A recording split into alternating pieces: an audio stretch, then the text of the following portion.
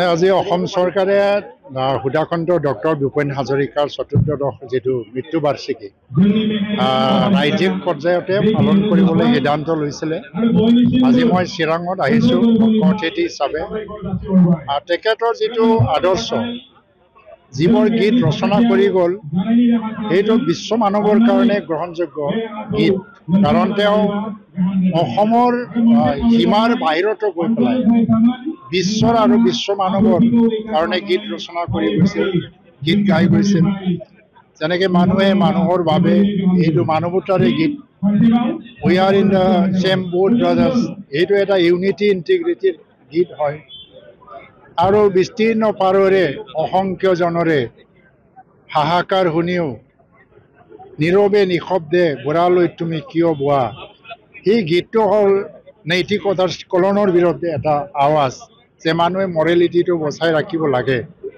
তাৰ বাহিৰে তেওঁ স্বাধীনতাৰ সময়ত মহাত্মা গান্ধী নেতৃত্ব দিয়া স্বাধীনতা আন্দোলনৰ সময়ত বিশ্ববিজয় নৌজোৱান গীত গাইছিলে। আৰু বাংলাদেশৰ স্বাধীনতাৰ সময়ত জয় জয় নৱজাতক বাংলাদেশ, এই ধৰণৰ বহুত, আৰু তেনেকুৱা যুদ্ধৰ সময়ত কত জোৱানৰ মৃত্যু হ'ল, এই ধৰণৰ গীতেৰে অমৰ কালজয়ী গীত ৰচনা কৰি গৈছে। আজি ডক্টৰ ভূপেন হাজৰিকাৰ যি গীত আৰু তেখেতৰ অৱদান, প্ৰায় আজি যদি দেখা যায় যে বহুতকেইটা অসমীয়া ফিল্ম তেওঁ ডাইৰেকশ্যন কৰি গ'ল, হিন্দী ফিল্ম ডাইৰেকশ্যন কৰি গ'ল।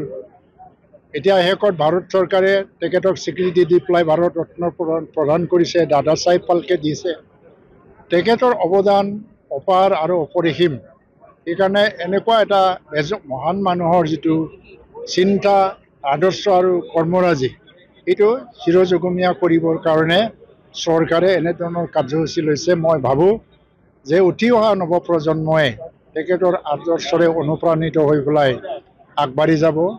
আৰু আজিৰ দিনত আকৌ এবাৰ সুধাকণ্ঠ ডক্টৰ ভূপেন হাজৰিকালৈ মোৰ শ্ৰদ্ধা জনাই অসমবাসী ৰাইজলৈও মোৰ শুভকামনা মই যাচিছোঁ।